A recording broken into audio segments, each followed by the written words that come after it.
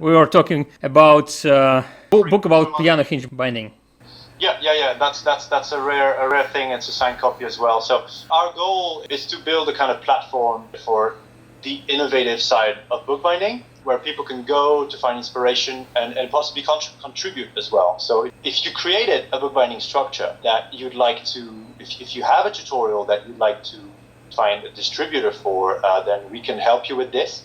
We're even thinking in the future of going into publishing. So we'll use our know-how in shooting and documenting a project, but not only for my project, but for stuff from other people as well. So get in touch if you got anything relevant. Mm-hmm. Yeah. So you might want to ask why I'm so into structure and innovation. I just want to say that I think there's a lot of emphasis for the conservation aspect of bookbinding already. Yeah.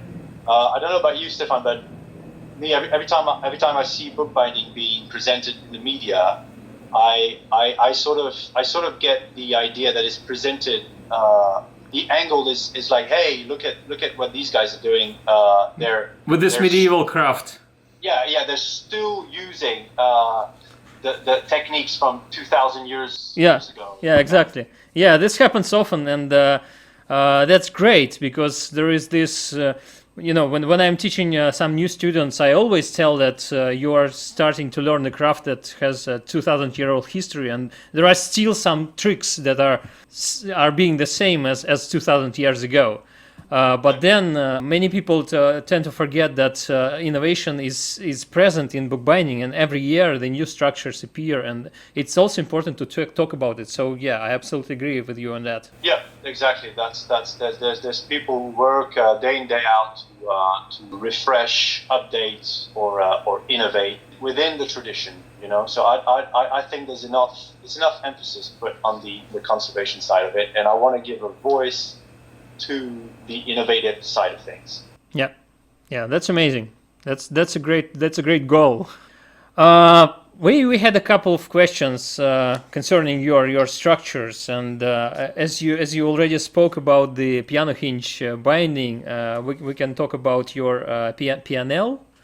Yeah. Is it? Am I calling Pianel structure? Because we had the question from.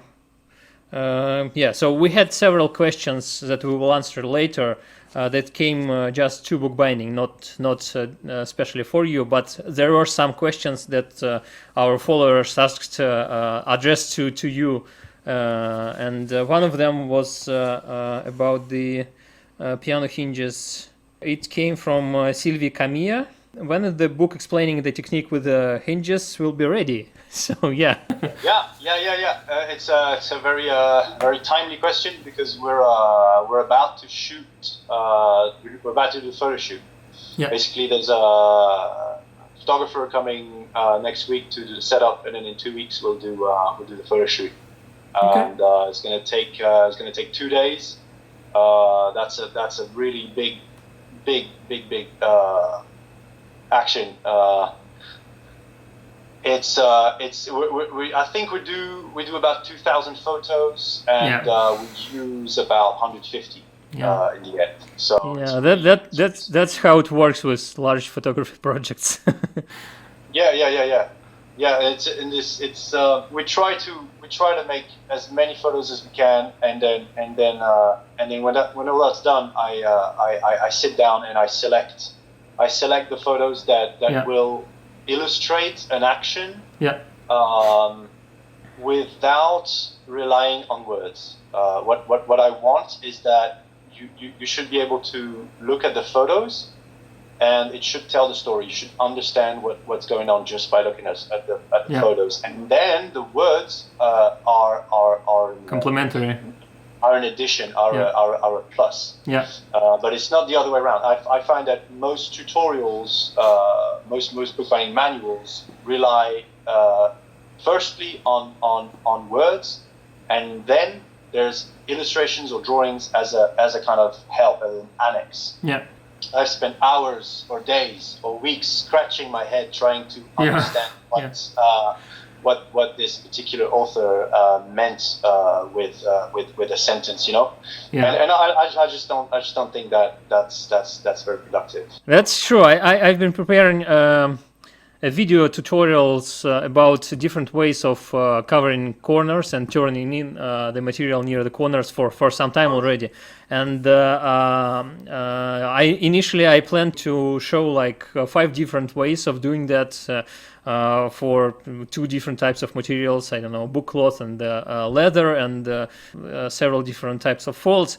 And then this project grew, and I studied through dozens of bookbinding tutorials. And sometimes you read it and you just cannot get what do the author means, how should I and it's a simple procedure, folding the turn-ins, but still sometimes the text is so not easily understandable, and that even with the pictures that come along with the text, you cannot really understand and replicate what they are wanting to say. So yeah, good illustrations are really, really important, and as I told before, with your tutorials, they really work, and I just loved how it works.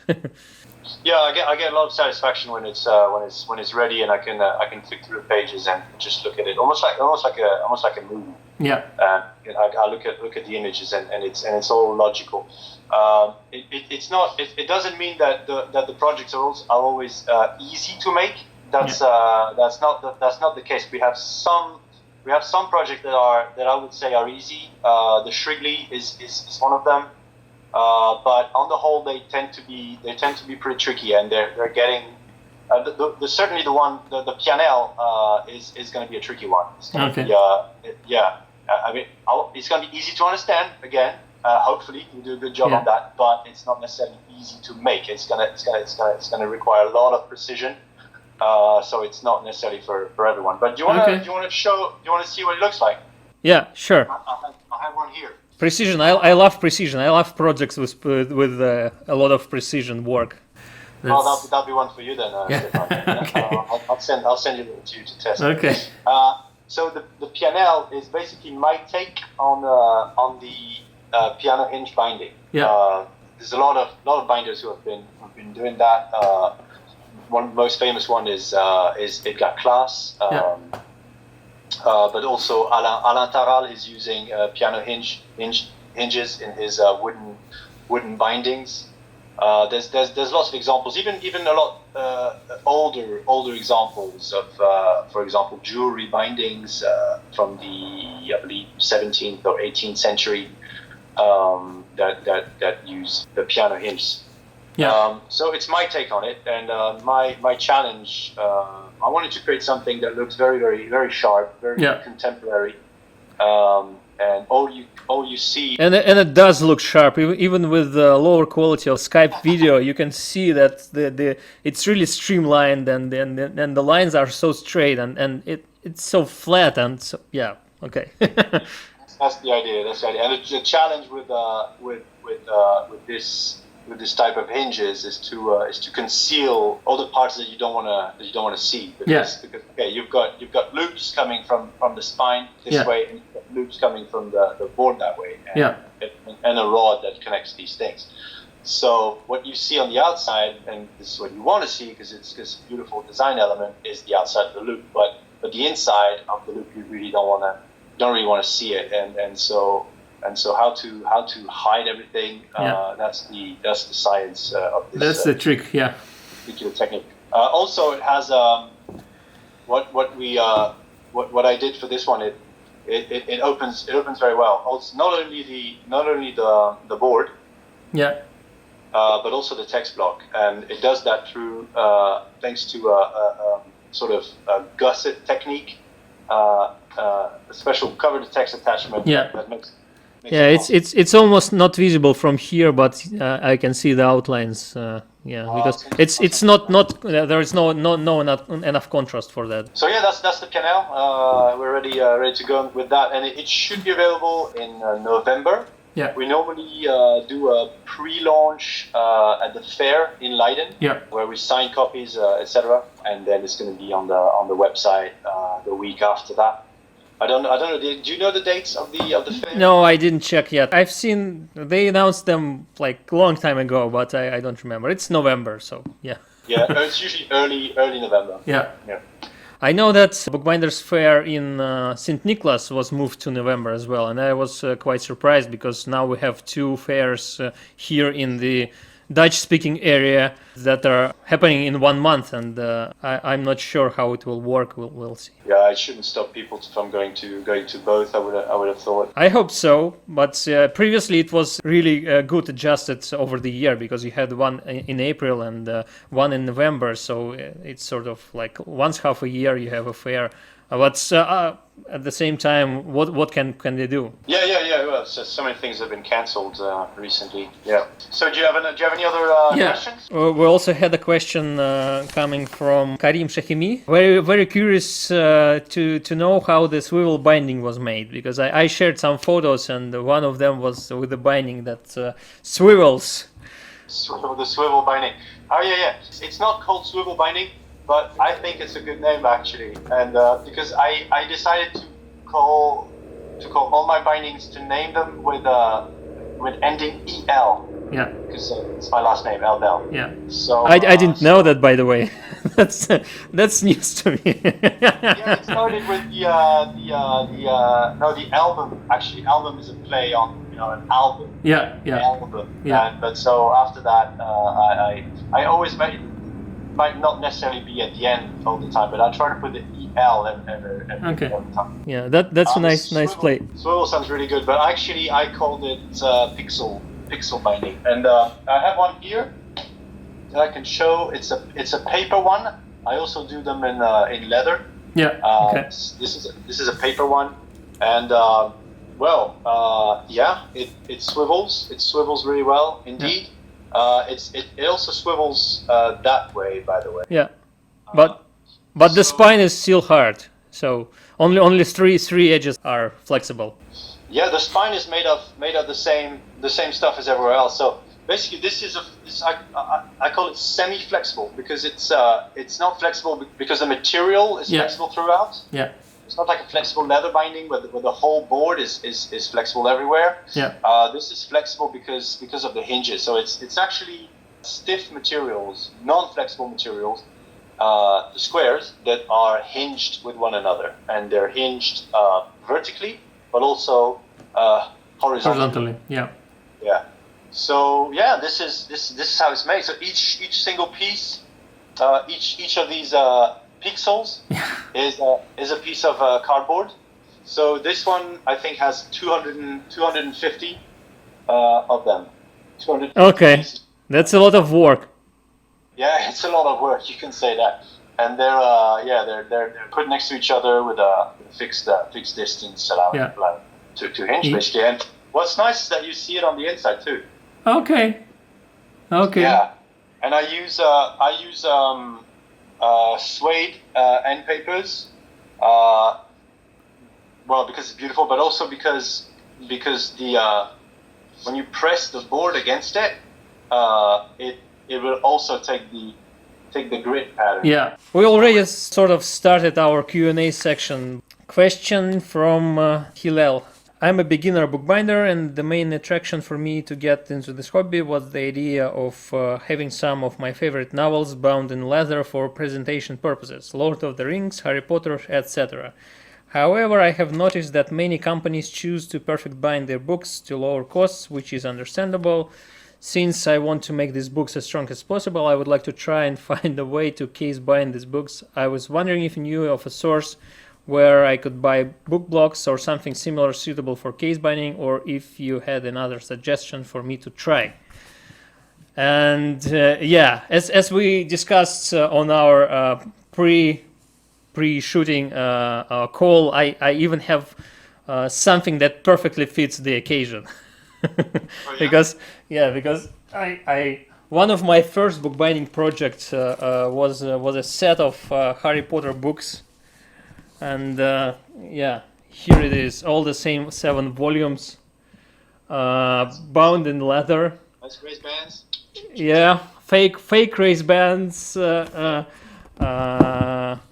end bands sewn on cloth, and colored edges, and it really shows how I worked through this project, and as it was one of my first projects from volume 1 to volume 7, there were many changes I did to how I worked with the project, and there is this crest of Hogwarts on the front cover that was blind tooled, and there is this flap that closes the book. So yeah, I wanted to make it more, I don't know, fantasy-like or something. And what's the are these book blocks section made in sections, or are they single pages? Yeah, it's single pages. So it's a standard edition. It's a British edition because it's called Philosopher's Stone, not Sorcerer's Stone as in American edition.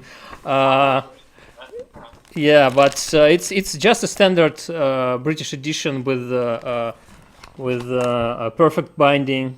So I didn't even remove the original cover, as you can see. So I just took the original book, shaved away a bit of spine, and then rebounded. And that's not the best way to do it, but it was like my third project or something. And so you can definitely do it, and it's already much better than just a soft cover book, because it's much more sturdier because of the hardcover case that was set over the book. I think this person is concerned about making a hardcover on a perfect bound text block, a text block consisting of single sheets. Yeah, and I think that's the answer. It's completely possible. Yeah, it's fine. Yeah, the second part of the question was, is there a way to get sections for these sorts of books? And the plain answer is no, because most of these, for older books like Lord of the Rings, you can find some older editions which were made in sections, and you can remove the case from the old edition and rebind it and recase it. But with modern editions like Harry Potter, there's just no way to get sections. You can either print it, and then you can use it only for yourself because copyright. And isn't there maybe a publisher that does luxury editions on good paper and printed well, etc. I'm not sure about Harry Potter. And I'm sure that it's hard to get sections because the book in sections has to be licensed, and I don't think somebody would work with licensing for 100 copies or something. So yeah, it's a bit tricky because of copyright limitations and the way the books are mass produced in modern times. So yeah. It is completely possible to bind a book in single leaves. It is an inferior text block style. We have to be honest about that. It may not last 1,000 years, but it will last. It will certainly last a lifetime if it's done properly. And I think to do it properly, my advice would be to remove the glue that's on the spine. You can either trim that or just remove page by page and then scrape the glue, and then you do what is called a double fan adhesive binding. So you put the text block in a press or some kind of device that clamps the foredge, and you go and do this with the back. And as you fan it out one way, you apply some glue, and then you fan it the other way and you apply glue as well. And that makes a text block that is actually pretty strong. Yeah, it's almost indestructible. That's true. The only problem with it is it would never open flat. So yeah, that's the only real problem. Yeah, but that's again, if the paper is thin enough and flexible enough, has enough drape so that the spine can remain in its shape, and then the pages do that, then it's absolutely fine. Yeah. Yeah. I think There are definitely some nice YouTube tutorials on how to do this double side perfect binding, and I think I will add some links under the video when we're finished. Yeah. The other thing I'd like to add is that you most people don't know that, but you can actually back a text block made from single pages. I never tried doing that. Yeah, it sounds weird, huh? But we used to do it. We used to do it all the time at when I worked at Shepherd's. It's counterintuitive. You would think it's impossible because there's no swelling in the spine, but it works. So just try it. Put it in your press. Yeah. Back. You'll see it'll form some shoulders. So then you can bind it in a way that looks, if you want, you can make it look like a posh French binding. Yeah, you can even make a sort of French binding out of this book with a stiff spine. You need to gild the three edges as well. Yeah, exactly. So I think it answers the question perfectly, and in short, go forward, do it with perfect bound books. Okay, next one comes from Alan Crawford. I recently had an inquiry which you may be able to help with. A lady I know happened to discover this beneath the book binding of a book from 1864, and there is an illustration that there is a something, they use some printed paper to line the spine. Apparently the bookmaker used some pages from a hymn. Was this just a means to use paper up which had been misprinted, or some other reason? I have a couple of photos which shows what she found. So I have prepared a website post I'd like to share, and Ben wouldn't see it. I will show it to everybody, and Ben will have to see it later, I guess. So I will switch to this website. It's a website of a Dutch scholar that works with medieval books, Eric Kwakkel. And almost 5 years ago, he wrote a post about things found under spines and things found in old books using X-ray technology. So yeah, you can see here an illustration of a book with spine lined with some printed or even written materials, and I will put a link under this video so you can read this post in full. I will return to Ben. This was definitely done, and it's a usual practice. So I think this was this print that's on the spine was probably a print that was forbidden at the time. If you had this print, you could go to jail for the rest of your life. So this binder got a hold of this. Sorry, The only way to pass this on to the next generations was to put it on a spine as a. So in hopes that it would be discovered 100 years ago, which you have just done. So congratulations. My only job was to have my straight straight all this time, but I couldn't done even this one job. So it would be nice to think that, wouldn't it? But I don't think so. I think it's just they're just using whatever material was lying around. Yeah. And what I think is interesting in this practice is it shows that the relationship between materials and labor has evolved over time, right? Because this practice goes back to a time where material was the expensive part in bookbinding, right? So they were using any little bits that they had, even if it was printed, they would use it. Nowadays, it's complete opposite. Material is a fraction of the cost of a binding. It's a fraction of the cost. Yeah, and in book crafts and book binding, this tradition goes way to the medieval times, because palimpsest books, palimpsest pages, when the top layer of vellum was scrapped, so that scribes can write new text on the old material. They were used like centuries ago, and some of the major texts were lost this way because they were not considered to be important at that time, or they were considered to be, I don't know, heretic. But they were not burned, they were just scrapped. But nowadays, modern technologies allow us to use, I don't know, ultraviolet and X-ray and read the text hidden underneath, because when you write, you apply pressure, and you can read multiple layers of this text, and that's amazing. But yeah, in modern times, this may be a scrap paper, this may be some hymn, I don't know, this bookbinder didn't like much, and he decided that he can use several copies to line the spines. There may be.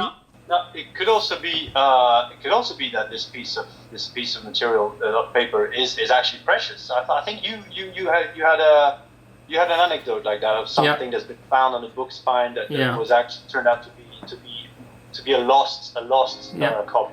I tried to find the link when I was preparing for our discussion, and because several years ago I read that some of the oldest, one of the oldest American United States documents, handwritten document, was found this way under a spine of some books. So somebody lined up a book with this document. It wasn't. I think it wasn't a very important document, but it was the oldest dated handwritten American document. And that's amazing how sometimes you can find some things under a spine or under a cover or anywhere else in the book. But yeah, unfortunately, I cannot find the link, so I cannot provide any proof to my weak memories. Put in the show notes. Yeah. Nice. So that's a good question. Yeah. You got any more? Yeah, I have I think a couple more questions. Two more questions. Yeah, this one I like a lot. From a new bookbinder. Question from Lydia Smith. She sent it after send a newsletter with a call to send questions for Ben Elbel, and she replied to me. So yeah, you can also subscribe iBookBinding's newsletter to stay up to date with all these podcasts. Do it. So question from Lydia Smith. It's a two-part and rather long question. What would Ben suggest as a starting point for practicing bookbinding on an extremely low budget? I want to begin learning the ins and outs and the technicalities of the trade, but every time I start really looking into it, I run across materials or tools that I can't afford. I know you can make most of the things, but even that can get very expensive. And yeah, I think we will reply the first part, and then we'll continue with the second part. Yeah. I wanna show maybe something that will find some elements of answer. That peculiar thing here is one of the earliest things I've done in bookbinding.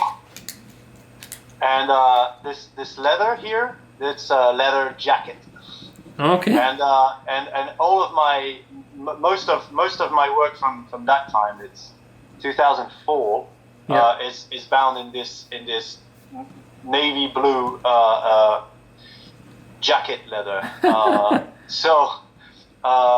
I bought a leather jacket from a thrift shop, charity shop for, I don't know, maybe I paid €2 for it at the time. I can't remember. Yeah. And I did obviously the small things, because on leather jacket, so it's not one full skin. It's like panels sewn together. Yeah. But you can do lots of things with it. I use so many jackets for my first project. And by the way, with the on some jackets you have this stitching in the middle of your back, so you can't really use the full sheet of leather for your binding. But for one of my projects, which was sized, it was A4 sized page, I used almost the full back of the jacket, and I put this stitching on the spine of the book, so it became a part of book design in some way. So you can do that. Definitely, you can invent new ways to use the cheapest materials you have on hand. So yeah. Yeah, for sure.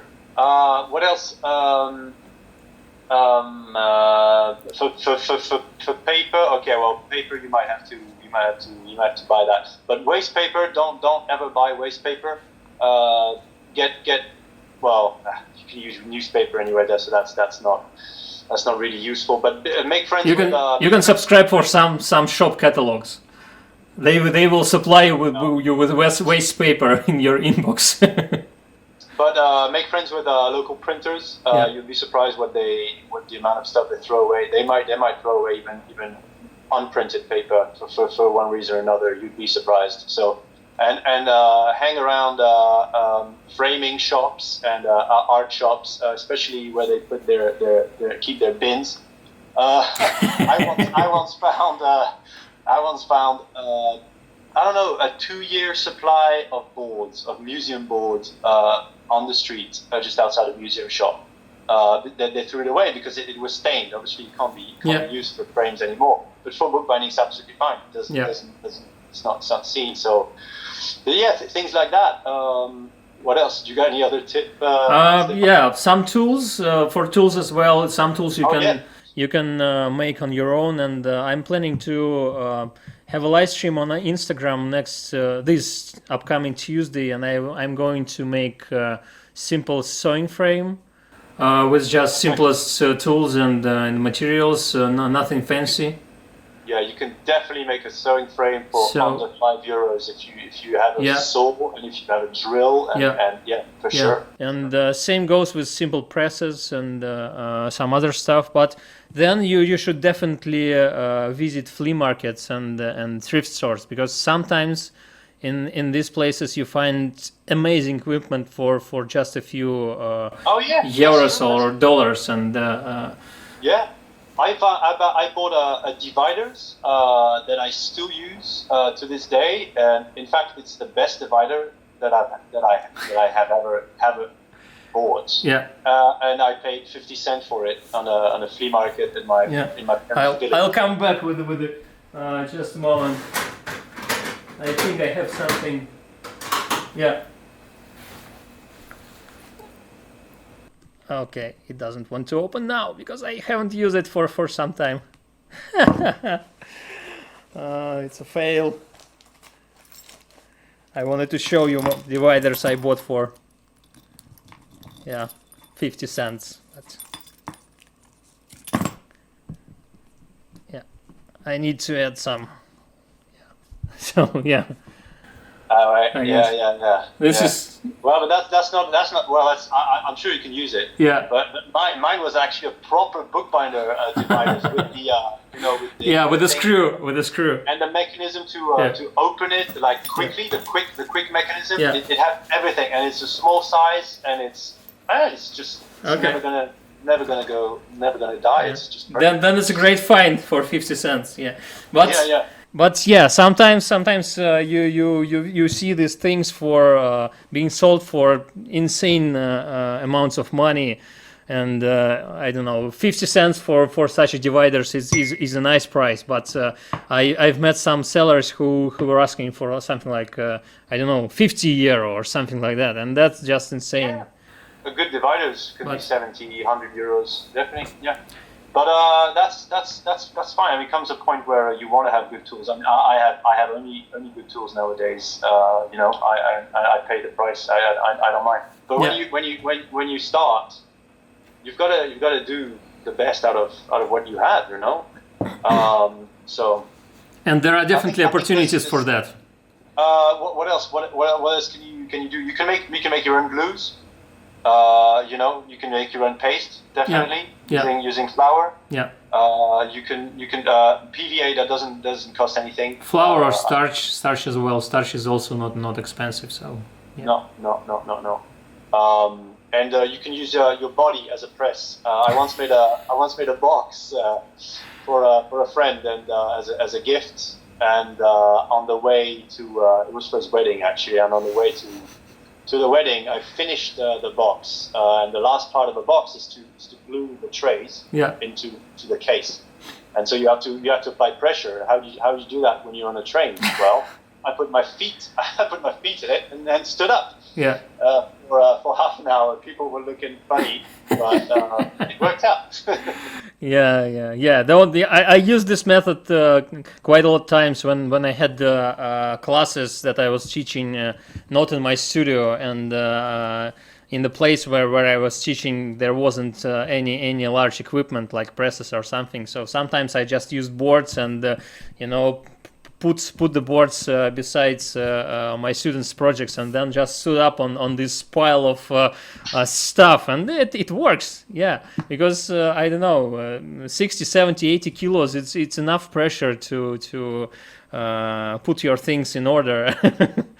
And to glue the things up. So yeah, but the only thing is it's very important when you are using these sorts of unconventional weights, like, I don't know, irons or bricks or something. Always put a board above your book or box or other object, because otherwise you will have an impression of your feet on it or something. So you don't want to damage it. Yeah. Also, I'm thinking of another thing. I know you have another method for that, but I always had a problem when I was a student making books in my flat. Was to trim the edges.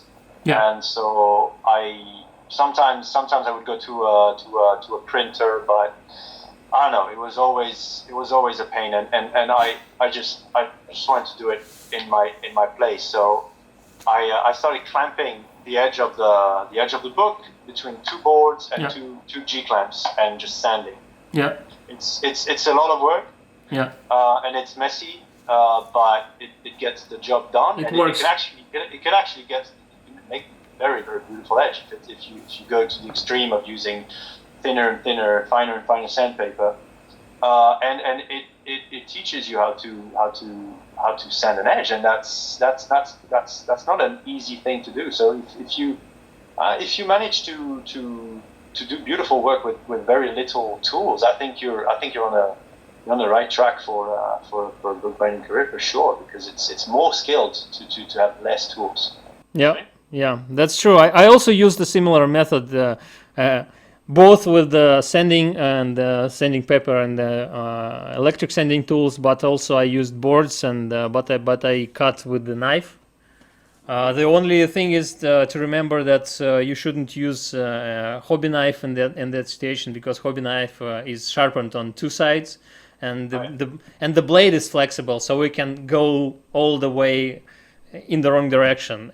But if you use something like, I don't know, leather knife or paring knife or something like that, which is if it is sharpened on one side, it can give you a really nice straight and flat cut. So So basically you use the non-beveled side of the knife against some kind of I press it at this board. So I press the book between two boards. I put the knife along this board, and I just follow the line of the board, and it gives you a straight line, and it gives you one page at a time. The guide. Yeah, it serves as a guide. So yeah, it works. It just don't try to cut everything in one cut, one page at a time. Yeah. You'll be frustrated. Yeah. So well, that's a great question, and I think it's. I think it's a real challenge, and it's something that's going to teach you many lessons. It's going to be very valuable for the future. Yeah. So here's the second question from the same person. Also, if I'm allowed to ask you two questions, what kind of glue does Ben recommend for pasting down end papers and such? I have been using starch glue, but it's often too wet and leaves bubbles or causes paper to tear. That could also be caused by my own inaptitude, though. Well, not only. So yeah, I use PVA. I use PVA to case in apply with a roller. You apply with a roller, so you don't have to make it incredibly thin. What's the word for that? When it doesn't have to be easy to spread, right? Because paste you can spread with a brush. Yeah. But PVA, it's very hard. You don't have to thin it. unless you stipple. But if you start stippling for end paper for casing in, it's going to take forever, and it's going to be a mess up. Use a roller. And Yeah. When I started using rollers, it was like my life was changed. Yeah, and it's surprising how many people don't know about that. Yeah. Like it's such a simple trick, roller, right? Yeah. If you use PVA, you use a roller, and that's it. You don't need to put a ton of water in it. You don't need to put a ton of paste. It will distort the materials far less. Of course, using PVA is more skilled because it's you can't adjust things. It dries much quicker. So yeah, that's true. So that's but then you can dilute PVA somewhat with water, or water and methyl cellulose mix or something. And I even been told to do that when I was studying at the American Academy of Bookbinding because of the higher elevation, because the school is located at something like 2,500 meters above the sea level, so it's much drier and the air is thinner, and so glue dries faster. So you have to mix starch paste with different proportions to water. You have to add water to PVA glue, otherwise it just dries momentarily. So you can do that, but yeah, you should definitely experiment with all this different stuff. Yeah. Okay, so yeah, PVA works. The last question that's coming from Helen Wells. I really like the look of books covered or part covered with decorative paper, but I'm concerned over the durability. Is there a special kind of paper that's best to use, or can you treat it with something to make it harder wearing? Well, it's a two-part question, because yeah, there are definitely special kinds of paper, decorative paper that could be used for bookbinding projects. But as for treating, I will pass it to Ben. Well, I know that some decorative papers might be subject to how do you call that when you touch it and the ink comes on your fingers. They can mark, offsetting. Yeah. Loose material papers. Loose paint. Yeah. So for this I would recommend fixating with fixative. Yeah. And for the rest, I think paste paper is pretty strong because it's got a layer of paste which seals the surface.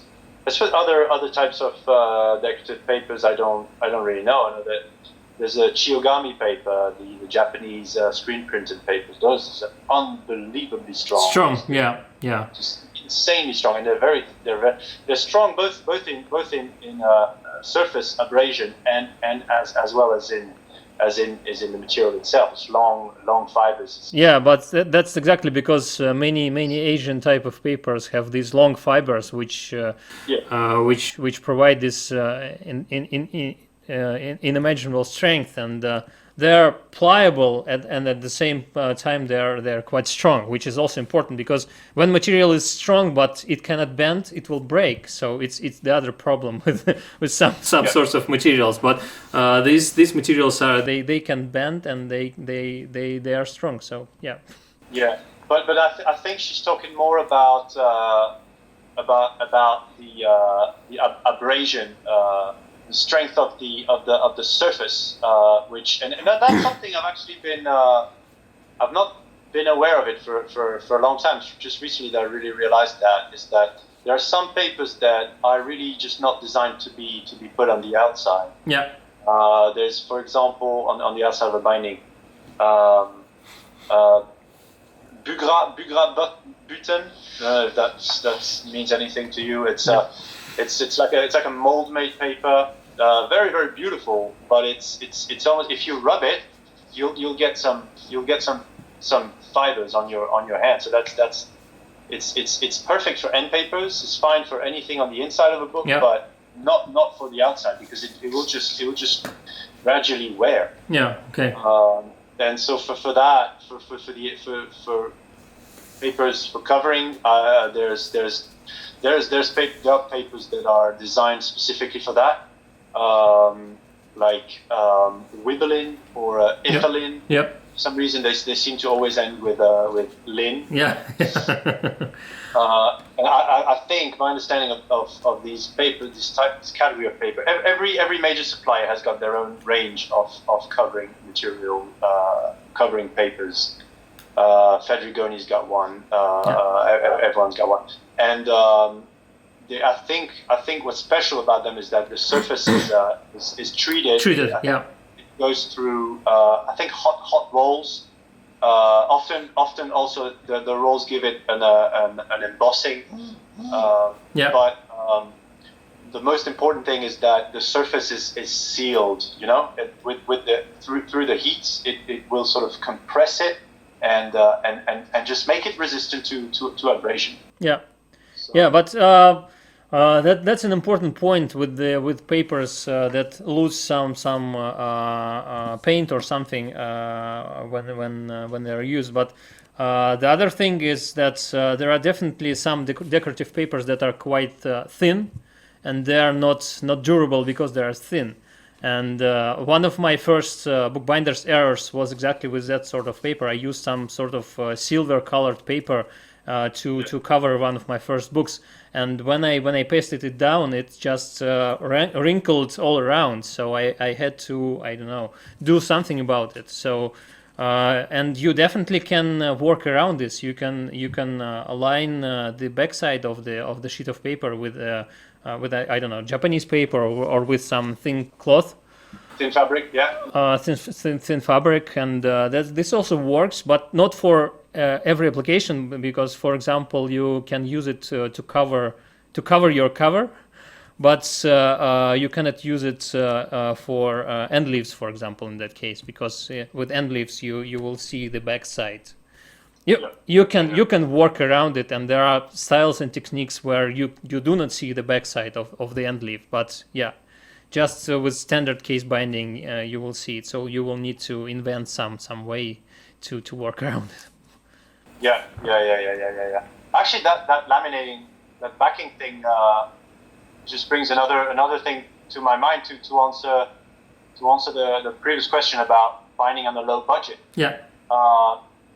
If you're looking, you want to use cloth, you can't afford cloth, then buy some secondhand clothes or some secondhand bed sheets or whatever, and back them with paper.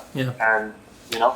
And there is a great video about baking silk with Japanese paper. I will also link it. Nice one. I guess that's it with our questions, with our with things we wanted to discuss. I just need to announce some things about the next podcast, about our next guest, and about some other stuff. I hope you will stay with me for a couple of minutes while I talk through these points. So you can subscribe to iBookBinding's Instagram or YouTube account to see these videos in the future.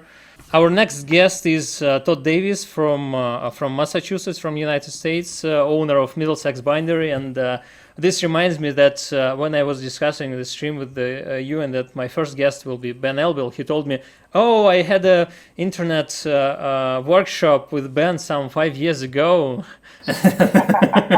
So it's a really small world. He was, I think he was. It was not a one-on-one, but it was. It was a class. Yeah. It was a group session. Yeah. Oh, that's really cool. Really cool. I can't wait to see that. Yeah. So Todd is stranded at his home because he cannot go to his workshop these past weeks because. Because he doesn't want to expose himself in public transport, and he tries to work from home and to do some projects, but it's really hard when all of your equipment and materials are at the studio. I guess that's it. If you have any thoughts on who can be our next guest, please leave some comments. And last thing, many thanks to our patrons on Patreon. We're giving away all our books shared with patrons on Patreon for free these days during the lockdowns and the epidemic. So you do not need to subscribe to be our patron on Patreon to read these books. And there are dozens of books there dedicated to book arts, bookbinding, calligraphy, and all that other stuff. So I will post the link below. Check it and read the books. Yeah. That's a really good point. Can I send another last message? Yeah, sure, absolutely.